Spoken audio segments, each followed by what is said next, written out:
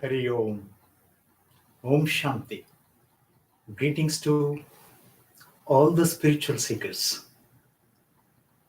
In this divine production, I would like to add a few more salient features of internal pranayam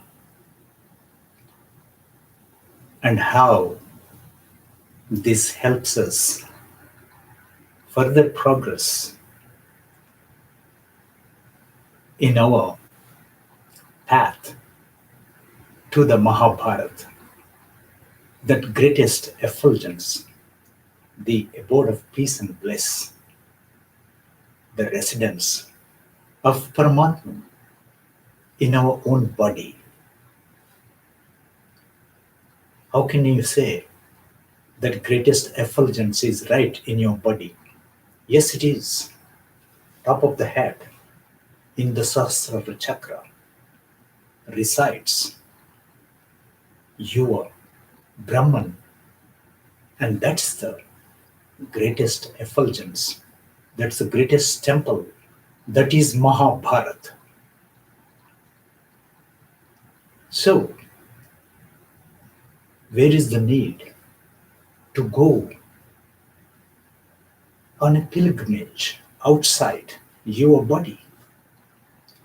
All the Punya Kshetras are there along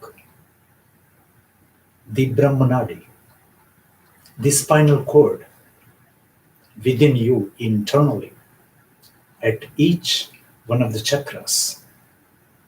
All the Punya Kshetras, sacred fields, the sacred temples are right there.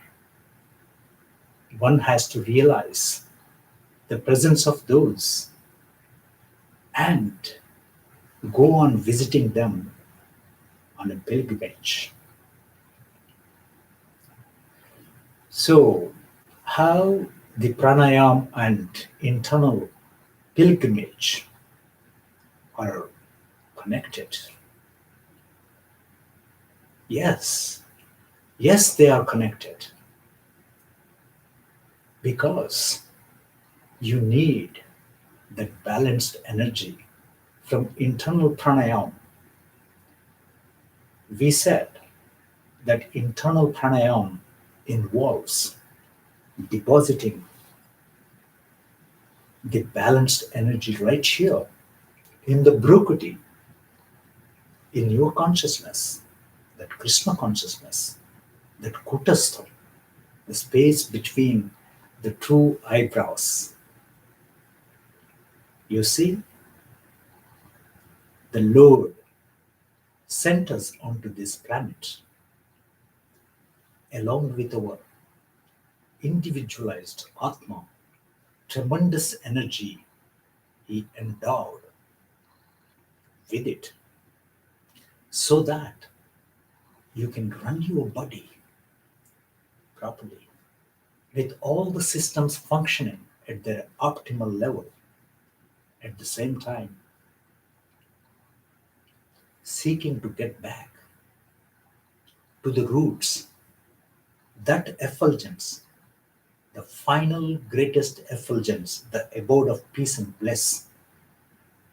When you are born, the moment you are out of the mother's womb,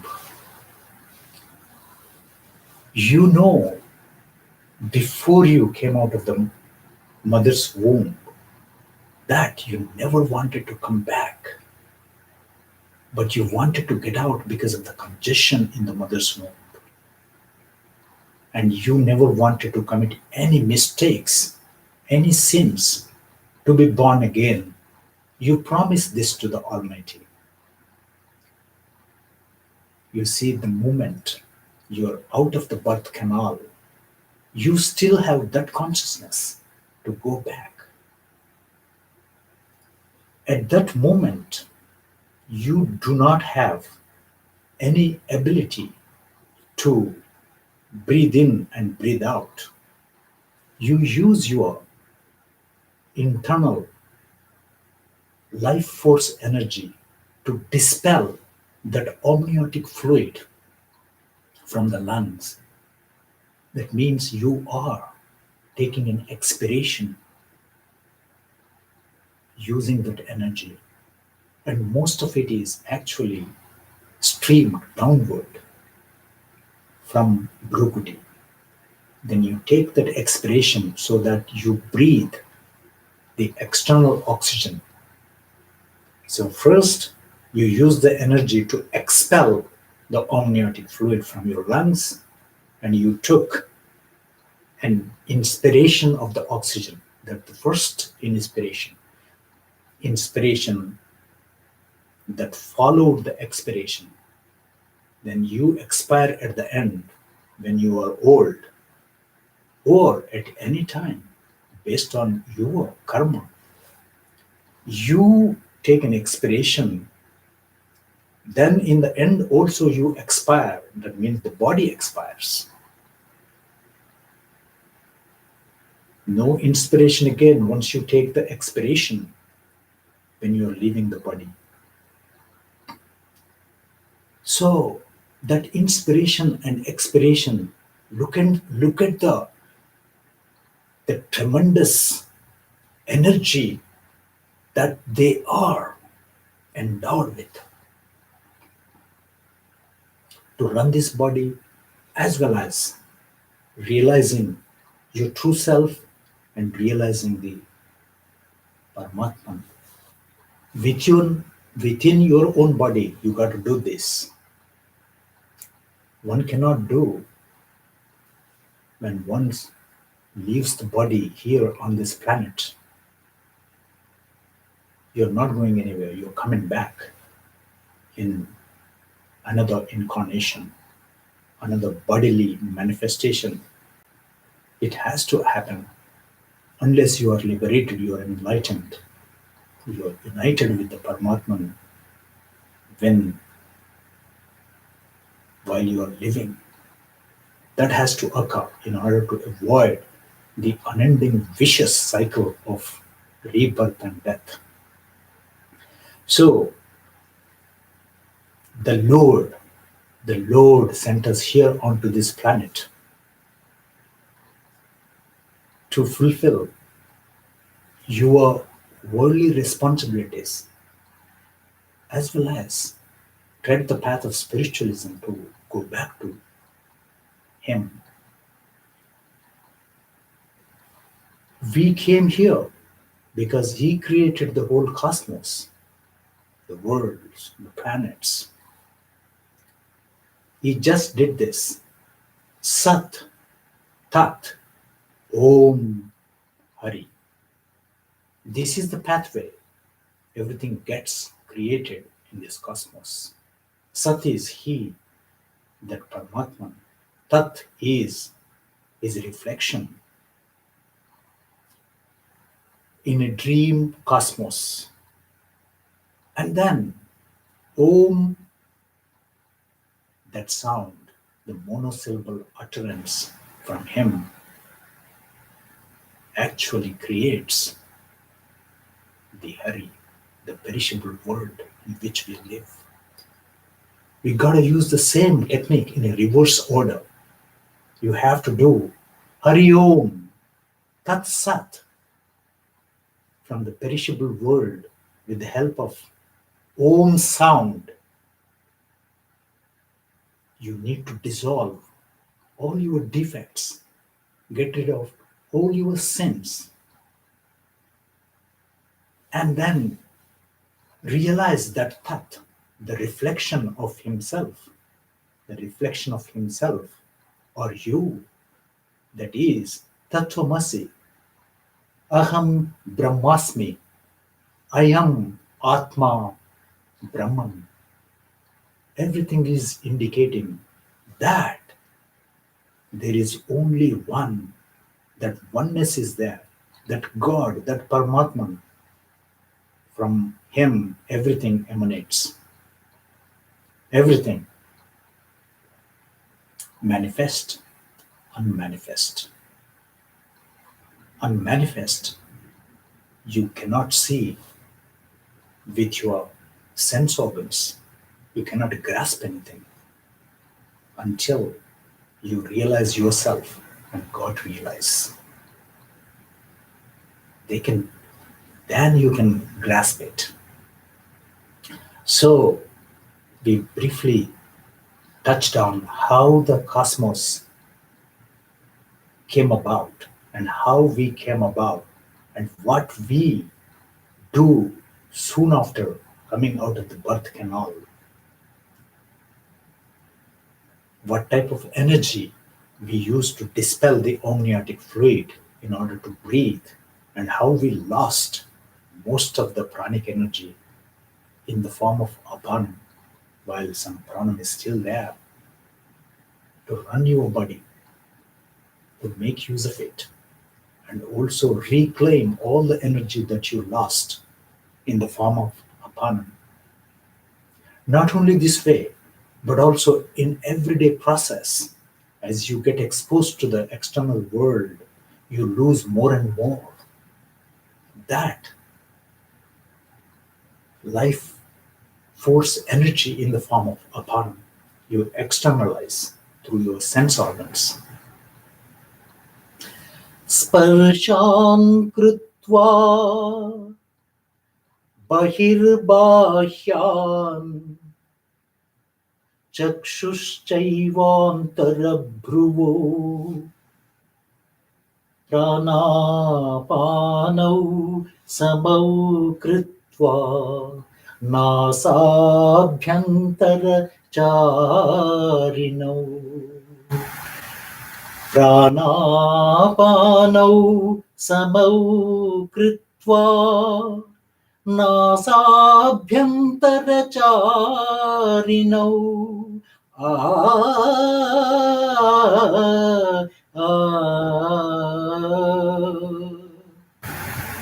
in order to recoup that lost energy in the form of apanam, you need to lock out all your senses, external senses, so that you can use the same energy to activate your kundalini. That's the main point. What's the requirement? Samam kayam shirogrivam dharayam achalam sthira. Samam kayam shirogrivam dharayam achalam sthira. Sampreksha nasikagram swam dishascha navalokayan. Sampreksha nasikagram swam dishascha navalokayan.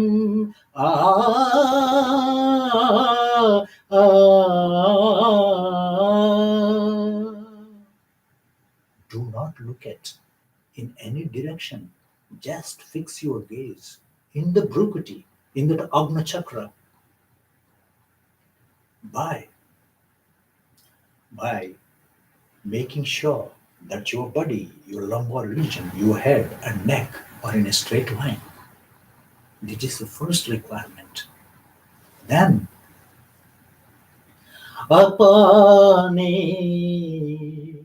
juhvati pranam pranapanam tatha pare. Apane juhvati pranam prane panam tatha pare. Pranapana gati ruddhva pranayam parayanaha. Pranapana गतिरुद्ध्वा pranayama पारायणा uh,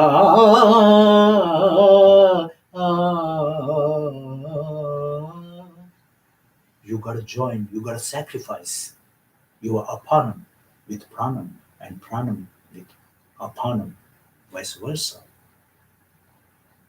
And then you have to change the direction of that apanam this way, moving up both the streams and depositing right there in your brukti, in your kutasam, in your Krishna consciousness, your own Atma consciousness. That's where you have to deposit, do that kumbhakam activity by drawing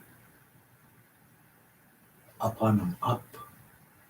Use the technique of Lord Krishna, Nasa Charina, where you are going to use the soft palate of the uvula to create vacuum and then internally drawing up the apanam and then pressing down in a repetitious way up to 50 times, maybe 1,000 times, depending on the number of petals on each chakra, each plexus of your autonomous nervous system.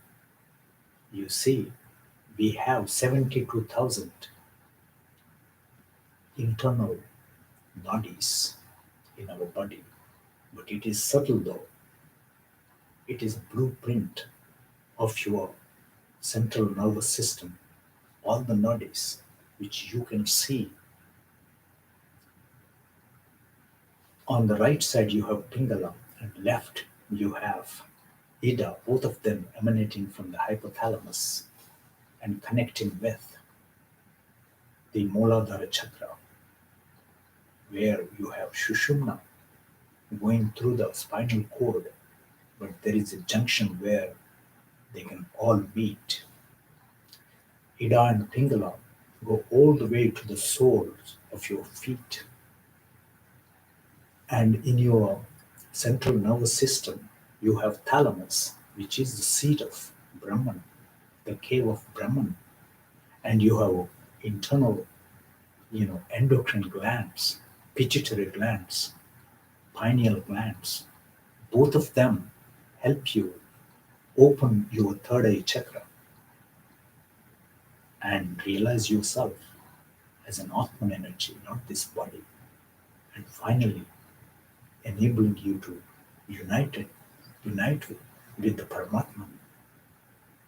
That Mahabharat, you have to arrive at for peace and bliss, the most sought after one.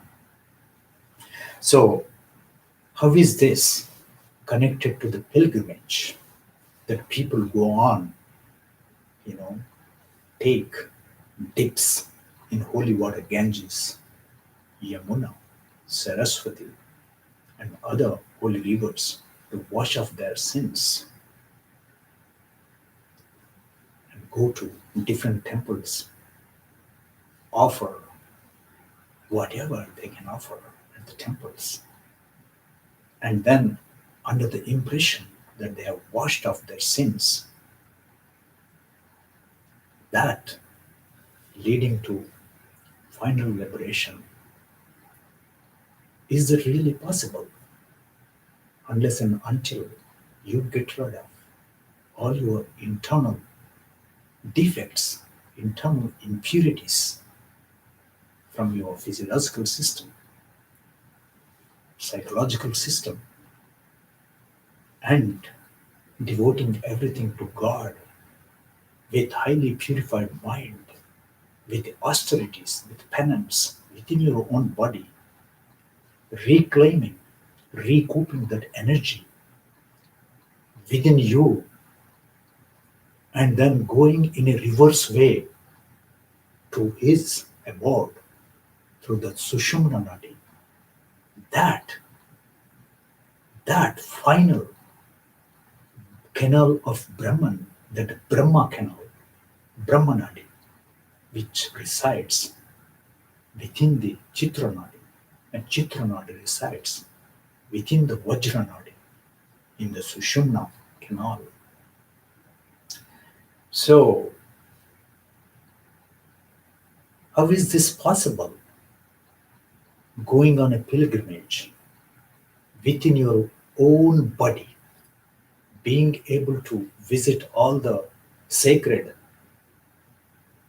sacred places in the form of temples in order to reach the final temple. Yes, it is possible.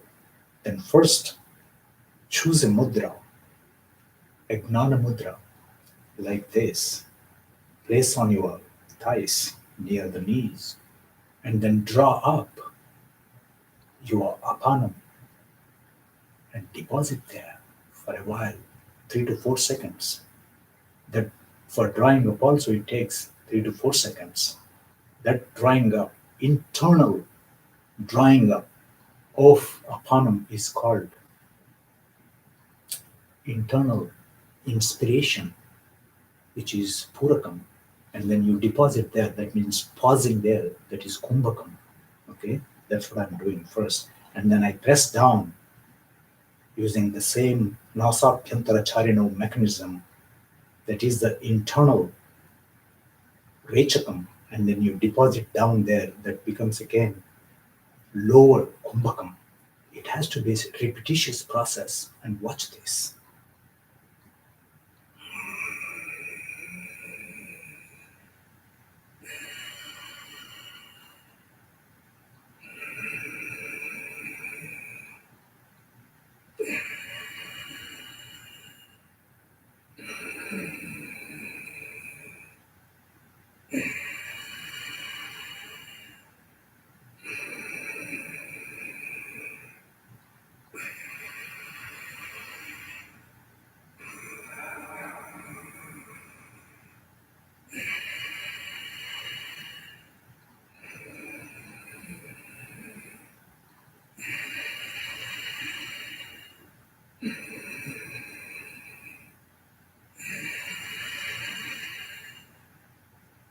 See, when I drew up the apanam up, which is purakam, I deposited there in the brukuti, that is kumbhakam, that's a pause.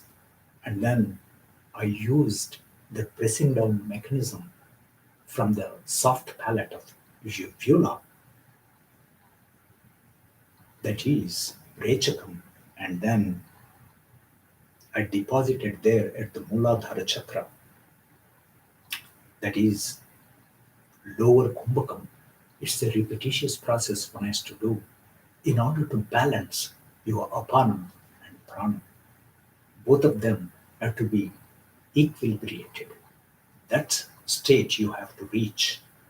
Then only it can go down and hit the hood of Kundalini in the form of a serpent, the main serpent. Your Pingala and Ida, both the nadis, they wind around the Sushumna nadi, the main nadi, just like a DNA, double helix, forming a braid and plexus at 7 different places along the spinal cord. That Sushumna nadi in the spinal cord. So each plexus is responsible for each system, physiological system and psychological system in your body. First one, Muladhara chakra, is responsible for reproductive ability. And the second one, Swadhisthana chakra, is responsible for excretory system. Third one is responsible, which is Manipura, for digestive system. Okay. And the fourth one, Anahata chakra, is responsible for circulatory system. And Vishuddha chakra, here, the fifth one, is responsible for a respiratory system or expression system or also hearing system. And then you see here Agna chakra, where your true self resides in the form of individualized Atman. That is the one which is a main center for you to realize, deposit that energy, recoup that energy, okay, for you to accomplish your spiritual goals. And then Sahasrara Chakra, of course, it is the residence of Paramatman, that absolute God, without any form, without any attributes. But you see, he has all the divine attributes, you name him. Okay? He does not have the material attributes or material characteristics like we have. Sattva, Rajo, Tamo, coming out of material energy, goodness mode, passionate mode, ignorant mode. All of them we have in different combinations. It all depends which one predominates under which you operate. So you do this internal pranayam and then you deposit right there and then you get into the meditative mode. Do meditation for half an hour or 1 hour or 3 hours based on the availability of your time and your stamina and your focus. Okay. And then you have to choose a mudra, a hand gesture. Either you can place one palm over the other, close your eyes, or roll them up. Fix your gaze in the Bhrukuti and focus on your breath.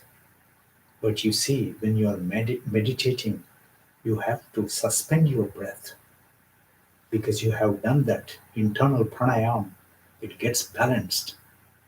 You may not breathe at all, just to watch your flow of energy and focusing on your Bhrukuti like a point of light.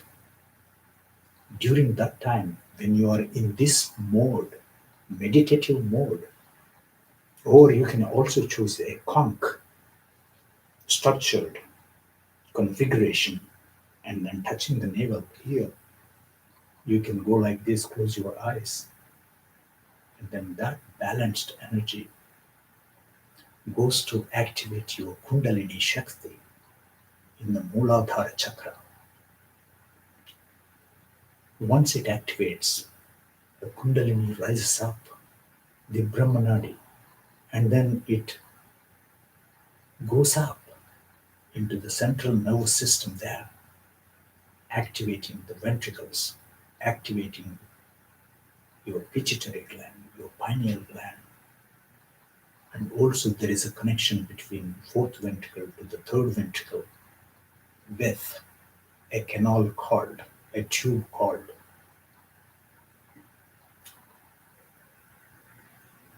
aqueous duct of Sylvius. That's the connection to the Brahmarandra, the cave of Brahman. So all the network gets activated. And also there is a confluence that you can experience in the Bhrukuti. When there is confluence, then actually your third eye chakra opens up for you to realize not this body, but you are part and parcel of the Paramatma, that soul energy. Once you realize that you are a soul energy, automatically you are going to go to your father, the Paramatma, that Mahabharat, that greatest effulgence. That's the main goal. So herein, during this process, when the Kundalini is going up, it is not that easy. But you see, you have to visit, you have to visit seven different places. The seventh one is the ultimate. In the first one, at the Muladhara Chakra, you have a temple or a hill called Sheshadri. So Sheshadri means that serpent, thousand-hooded serpent, on which Lord Vishnu reclines. He takes rest. When the whole cosmos is dissolved, the only thing that remains is Adishesha, that thousand-hooded snake on which he reclines. He spends most of his time in Yoga Nidra, in creation, maintenance, and annihilation of the cosmos. For every 311 trillion and 40 billion years, imagine that. That's the age of one Brahma who works under the dominion of Paramatma, Lord Krishna. Okay, that's a long time, long time. Many ages in cycles are spent in order to elapse that many years, 311 trillion and 40 billion years. And then our cosmos, everything is crunched. Everything is crunched into himself, into God.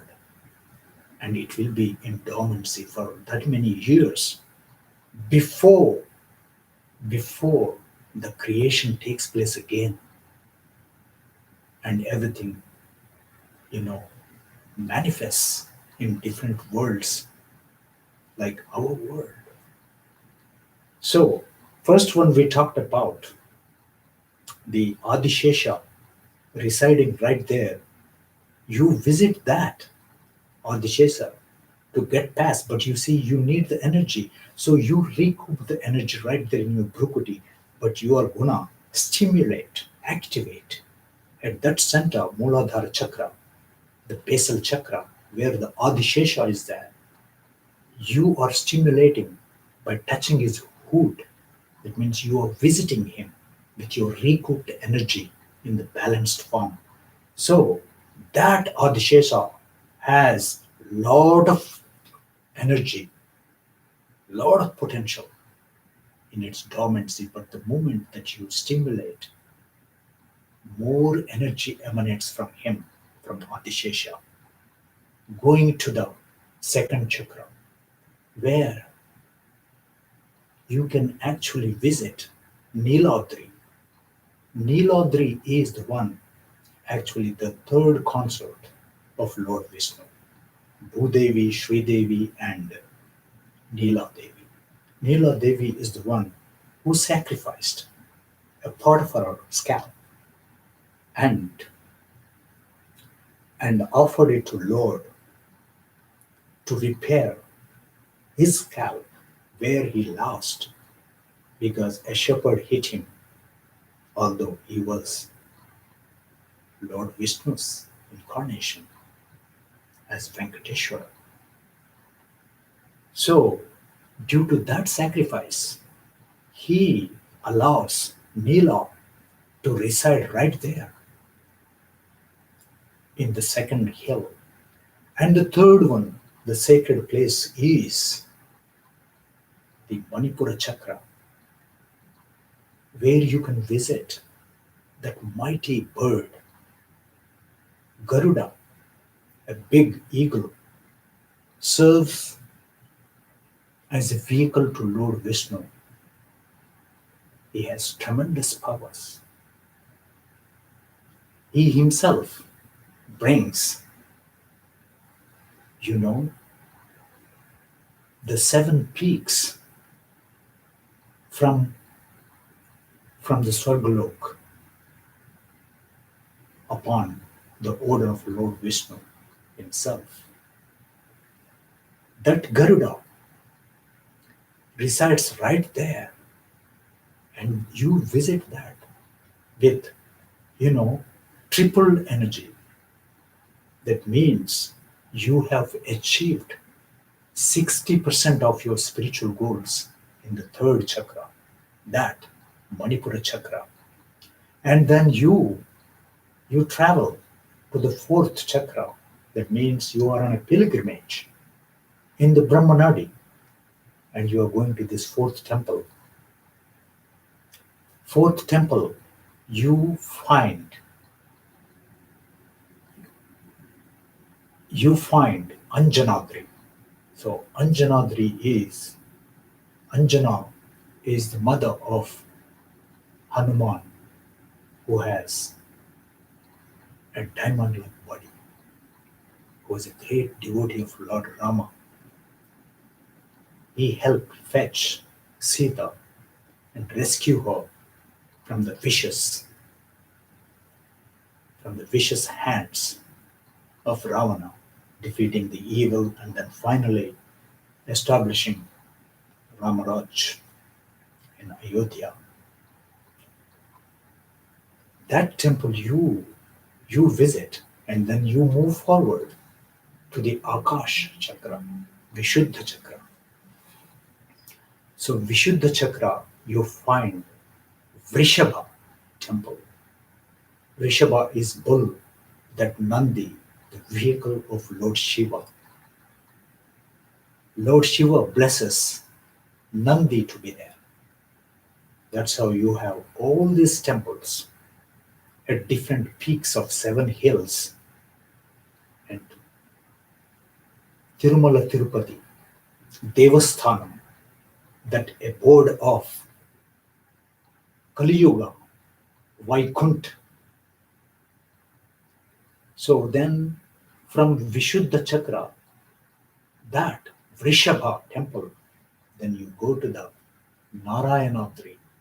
Narayana, that means it is the mirror, reflection of Narayana is you. Narayana means your reflection of the God. Ayana is mirror. Nara means human beings. It is the reflection. Human being is the reflection of Lord Narayana. Okay. So in his dream world, that means you are part and parcel of the original Paramatma. And then the final abode is Venkatadri. So Venkata, Ven means sins. Kata is to remove. So at Venkatadri, when you visit that, in the cave of Brahman, the great effulgence, all your sins will be vanished. So in here, at the 7 hills, the top of the all hills, and that 7th hill, his abode is there. Lord Venkateshwara's abode. He is the incarnation of Lord Vishnu on this planet to protect sadhujan, that means good people, and punish the miscreants, the bad ones, the evil ones. He got established on this planet when Lord himself rescued the planet from a great sea into which our planet was plunged by Hiranyaksha. Then this planet, Prithvi, requested Lord Vishnu to reside here on this planet. That's how he started residing on this planet. So, when you have all the sacred temples and also the final abode of Paramatman right here in your body. Indeed, there is no need to visit temples outside. But if you can, if you have energy, if you have money to go on a pilgrimage outside your body, you can. But the point is, you have everything in your own body. Your body is a microcosm of the macrocosm. So, we will meet again with another divine production. So long, folks. Hari Om. Krishnam Vande Jagadgurum. Swasti.